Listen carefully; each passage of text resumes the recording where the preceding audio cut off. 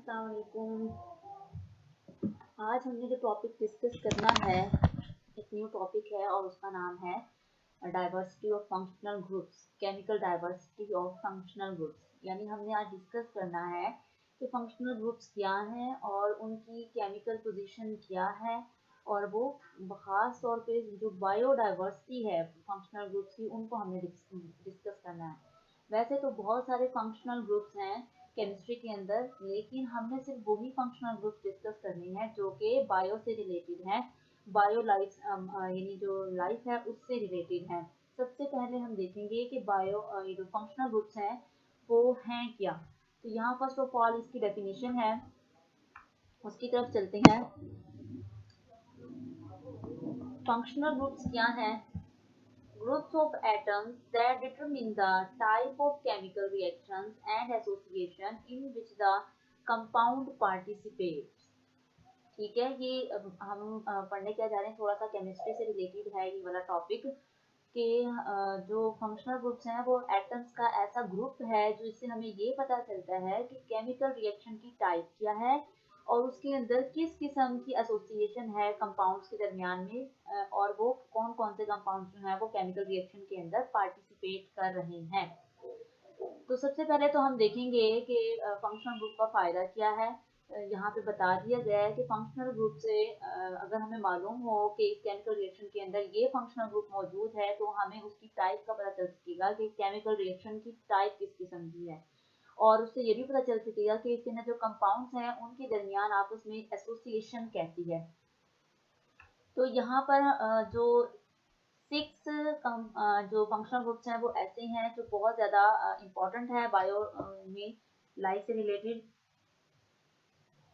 6 functional groups are most important to the chemistry of life. Number 1 hydroxyl, number 2 carbonyl, number 3 carboxyl, number 4 amino, number 5 phosphate और number 6 सल्फेहाइड्रल। ठीक है, ये 6 functional groups ऐसे हैं जो कि लाइफ की जो केमिस्ट्री है उसके अंदर बहुत ज़्यादा रोल प्ले करती हैं। जितने भी हमारी बॉडी के अंदर फंक्शंस हो रहे हैं, केमिकल रिएक्शंस जो हो रहे हैं, हमने मेटाबॉलिज्म का पढ़ा कि हमारी बॉडी के अंदर जो भी हम खाते पीते हैं उनका एक पूरा निज़ाम चलता है। मेटाबॉलिज्म का प्रोसेस होता है, प्रोटीन है, फैट्स हैं, कार्बोहाइड्रेट्स हैं, उनकी कैटाबॉलिज्म होती है, उनका टूटना, उनका बनना, ये सारा जो है वो केमिकल रिएक्शंस के अंदर आता है। और यही केमिकल रिएक्शंस जो है वो उनके अंदर पार्टिसिपेट कौन करता है, ये 6 तरह के फंक्शनल ग्रुप्स हैं जो इनके अंदर पार्टिसिपेट करते हैं।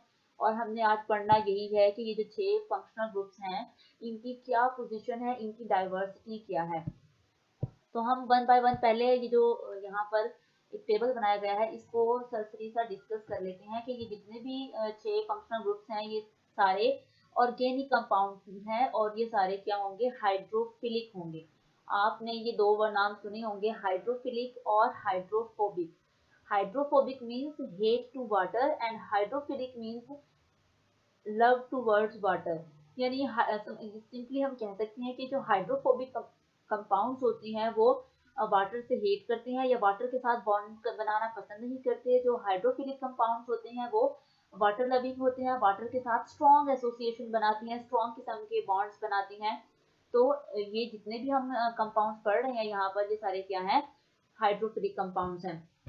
वन बाय वन हम इनको पहले ब्रीफली देख लेते हैं हर एक की टाइप।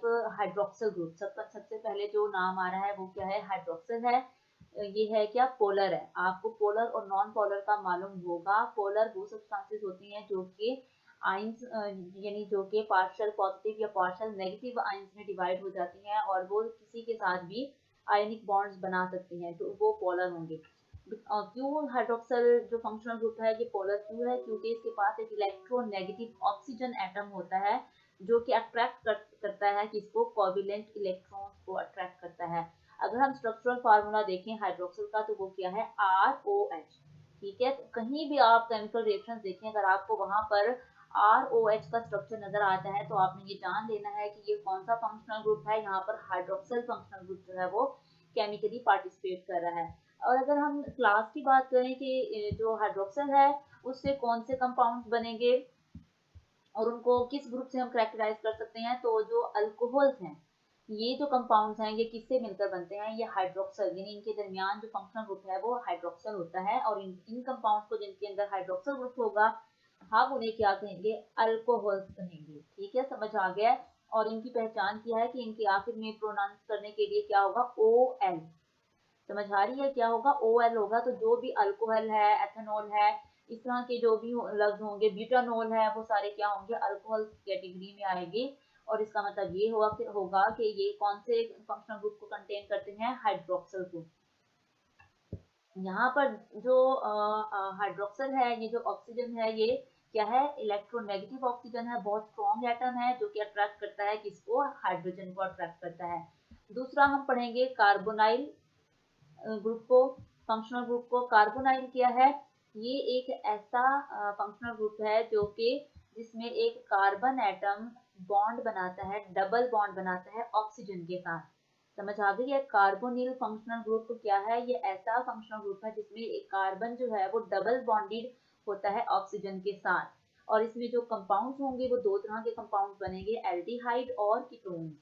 अब हमने देखना ये है कि ये एल्डिहाइड और कीटोन्स हमारी लाइफ में कैसे असरअंदाज होती हैं या क्या रोल प्ले करते हैं। तो क्या बताया जा रहा है कि जो एल्डिहाइड है ये वो कंपाउंड्स हैं जिनमें कार्बोनिल ग्रुप जो है इसमें कार्बन बॉन्डेड होता है to at least one hydrogen atom, यानी कम से कम एक हाइड्रोजन एटम से ये अटैच होता है। और या सिंपली हम कह सकते हैं कि एल्डिहाइड वो कंपाउंड्स होंगे जिसमें जो कि जिसमें जो कार्बोनिल ग्रुप है वो दरमियान में पाया जाएगा। देखिए ये दरमियान में पाया जा रहा है, यानी सी डबल बॉन्ड और एक तरफ आर है और दूसरी तरफ वो हाइड्रोजन से अटैच है। तो सिंपली क्या बताया जा रहा है कि कार्बोनाइल में दो तरह के कंपाउंड्स बनेंगे, एक एल्डिहाइड और दूसरा कीटोन। एल्डिहाइड की पहचान ये है कि वो कम से कम एक हाइड्रोजन एटम के साथ अटैच होगा, बॉन्डेड होगा, और वो कार्बन का जो स्केलेटन है उसके दरमियान में होगा ये फंक्शनल ग्रुप। कार्बोनिल ग्रुप अगर पूरे जो चेन है कार्बन का स्केलेटन है उसके अगर दरमियान में हो तो ये क्या होगा, एल्डिहाइड होगा। और कीटोन की पहचान क्या है कि carbonyl group carbon is bonded to two other carbon. के कीटोन्स की पहचान ये है कि इसमें कार्बोनिल ग्रुप जो है वो दो कार्बन से अटैच होगा। और ये पोलर होता है, क्यों पोलर होता है, बिकॉज इलेक्ट्रोनेगेटिव ऑक्सीजन जो है वो कोवेलेंट इलेक्ट्रॉन को अट्रैक्ट कर रहा होता है। ये आप दोनों में डिफरेंस देख सकते हैं कि यहाँ पर जो कार्बोनिल ग्रुप है वो स्केलेटन के दरमियान में मौजूद है और एक कम से कम हाइड्रोजन से अटैच है। और जो कीटोन की पहचान ये है कि कार्बोनिल ग्रुप जो है वो दोनों तरफ दो कार्बन से अटैच होगा। यहाँ आर से मुराद यही है कि यहाँ पर बहुत सारे कार्बन एटम्स मौजूद हो सकती हैं, डिपेंड करता है कि उसमें जो कंपाउंड है उसमें कार्बन की तादाद कितनी है। और दूसरा ये कि ये एल्डिहाइड और कीटोन दोनों क्या है, पोलर हैं। क्यों पोलर है, क्योंकि दोनों में ऑक्सीजन इलेक्ट्रोनेगेटिव ऑक्सीजन है जो कि अट्रैक्ट करता है किसको, इलेक्ट्रॉन को। अब यहाँ पर इनका स्ट्रक्चर भी दिखा दिया गया है एल्डिहाइड का। एल्डिहाइड की एग्जांपल दी गई है सी डबल बॉन्ड ओ, दोनों तरफ अगर H मौजूद हो तो ये क्या बन जाएगा, फॉर्म एल्डिहाइड। एग्जांपल आ गई है, फॉर्म एल्डिहाइड एक क्या है, एसिड है या एक केमिकल है जो हमारे लाइफ से भी रिलेट करता है। और दूसरा है कीटोन, इसकी एग्जांपल अगर हम देखें तो वो क्या है, एसीटोन है। एसीटोन की पहचान या सिंपली हम देखें कीटोन की पहचान क्या है, हमने पढ़ा कि कीटोन की पहचान ये है कि उसमें कार्बोनिल ग्रुप दो कार्बन एटम से अटैच होगा। तो देखिए ये सी डबल बॉन्ड ओ, ये क्या है, कार्बोनिल ग्रुप है हमारा, और ये दोनों तरफ कार्बन से अटैच है, एक तरफ इस कार्बन से अटैच है, दूसरी तरफ इस कार्बन से अटैच है। तो ये क्या होगा, कीटोन। और एल्डिहाइड क्या है कि वो कम से कम एक हाइड्रोजन से अटैच होना चाहिए। तो यहाँ पर ये एक हाइड्रोजन से अटैच है और यहाँ ये कार्बोनिल ग्रुप मौजूद है। तो ये था एल्डिहाइड और कीटोन कंपाउंड बनेंगे। तीसरा हमारा जो फंक्शनल ग्रुप है वो है कार्बोक्सिल ग्रुप। ये ऐसा है फंक्शनल ग्रुप है जिसमें कार्बन जो है वो एक तरफ तो डबल बॉन्डेड होता है ऑक्सीजन के साथ और दूसरा स्लाइटली बॉन्डेड होता है हाइड्रोक्सिल ग्रुप के साथ। ठीक है, इसको हम क्या कहेंगे, कार्बोक्सिल फंक्शनल ग्रुप कहेंगे। ये वीकली एसिडिक होता है, यानी ये वीक एसिड है और ये रिलीज कर सकता है एक प्रोटॉन को, हाइड्रोजन आयन को ये रिलीज कर सकता है। और कार्बोक्सिल फंक्शनल ग्रुप जिसमें भी मौजूद होगा तो वो क्या बना देगा, कार्बोक्सिलिक एसिड बना देगा, या जैसे कार्बोक्सिलिक एसिड, एसिटिक एसिड, इस तरह के एग्जांपल्स बनेंगे, केमिकल्स बनेंगे। ठीक है, तो ये क्या होता है, ये नॉन आयोनाइज्ड है इस फॉर्म में, और इस फॉर्म में अगर होगा तो ये आयोनाइज्ड होगा। यानी अगर अपना ये हाइड्रोजन डोनेट, हमने पढ़ा ना कि ये क्या कर सकता है, ये रिलीज कर सकता है अपना प्रोटॉन, तो अगर रिलीज कर देता है अपना प्रोटॉन तो ये आयोनाइज्ड बन जाएगा, और अगर प्रोटॉन को रिलीज नहीं करता है तो ये क्या होगा, नॉन आयोनाइज्ड होगा। और इसकी एग्जांपल क्या है कार्बोक्सिल फंक्शनल ग्रुप की, इसकी एग्जांपल है कार्बोक्सिलिक एसिड जो कि एक ऑर्गेनिक एसिड है, और दूसरी एग्जांपल है इसकी अमाइनो एसिड। अमाइनो एसिड अभी आप पढ़ के आए हैं, पीछे भी हमने जब डीएनए पढ़ा उसमें हमने पढ़ा, और हम आगे भी डिटेल से जब प्रोटीन पढ़ेंगे तो हम देखेंगे कि जो हमारी प्रोटीन है वो छोटे छोटे सब यूनिट से मिलकर बनी है, और उन सब यूनिट्स का नाम है अमाइनो एसिड्स। और इन अमाइनो एसिड्स के अंदर जो फंक्शनल ग्रुप पाया जाता है वो कौन सा है, कार्बोक्सिल ग्रुप है, ये मौजूद है। तो ये जितने भी फंक्शनल ग्रुप्स हैं इनका पढ़ने का मकसद ये है कि हम ये जान सकें कि हमारी बॉडी के अंदर जितने भी केमिकल कंपाउंड्स मौजूद हैं उनकी जो मेटाबॉलिज्म हो रही है, उन केमिकल कंपाउंड्स के अंदर किस टाइप के रिएक्शंस हो रहे हैं, और खास तौर पे जो रिएक्शंस हो रहे हैं वो किस फंक्शनल ग्रुप की वजह से हो रहे हैं।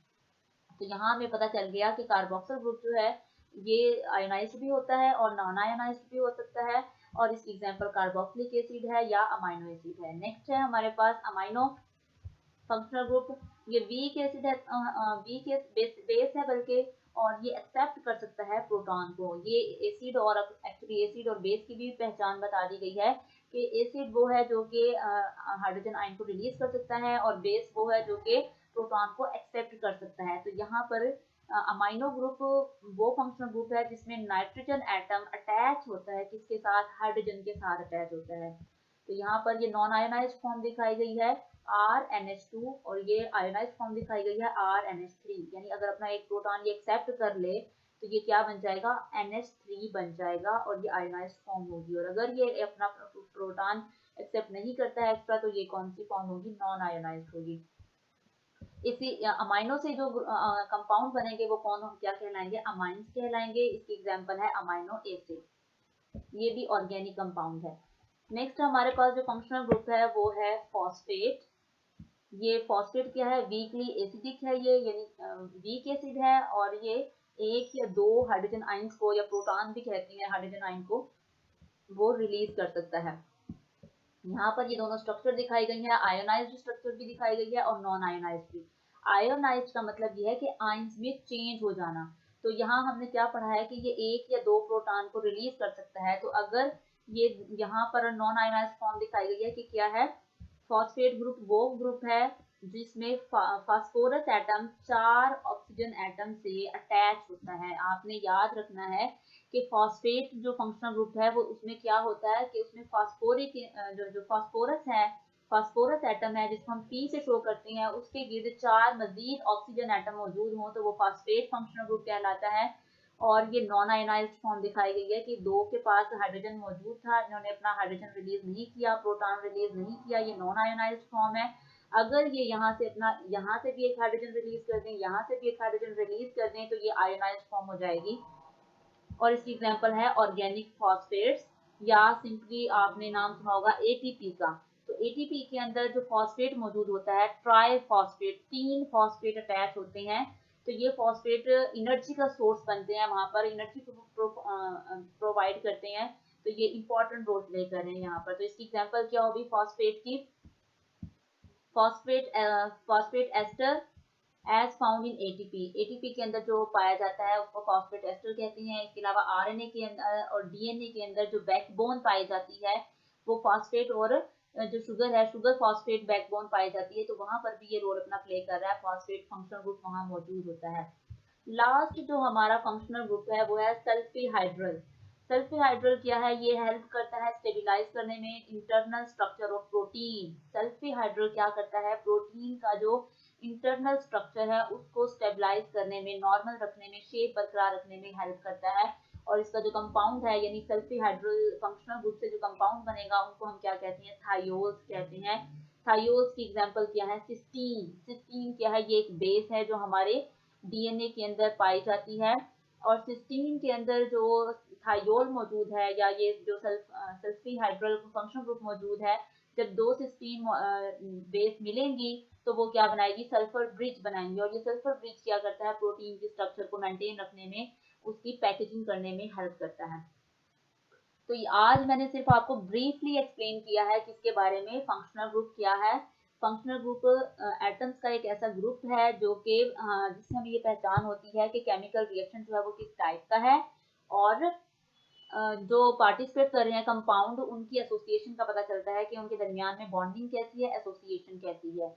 वैसे तो फंक्शनल ग्रुप्स बहुत ज्यादा हैं केमिस्ट्री में अगर पढ़ें, लेकिन हमने यहाँ पर 6 फंक्शनल ग्रुप्स पढ़ने हैं जो कि बहुत इंपॉर्टेंट है लाइफ की केमिस्ट्री के अंदर, और उनके अंदर जो रिएक्शंस हो रहे हैं उनसे रिलेटेड। ये 6 फंक्शनल ग्रुप्स का मैंने आज सिर्फ आपको ब्रीफली एक्सप्लेन किया है, डिटेल अभी हम नेक्स्ट लेक्चर में पढ़ेंगे वन बाय वन कार्बोनाइल को, कि उससे वो कैसे बनेगा, इससे बनने वाले जो कंपाउंड्स हैं वो कैसे बनते हैं, उनकी प्रॉपर्टीज क्या हैं, तो ये हम डिटेल से पढ़ेंगे। इसमें अगर कोई भी क्वेश्चन हो वो आप मुझसे डिस्कस कर सकते हैं, पूछ सकते हैं।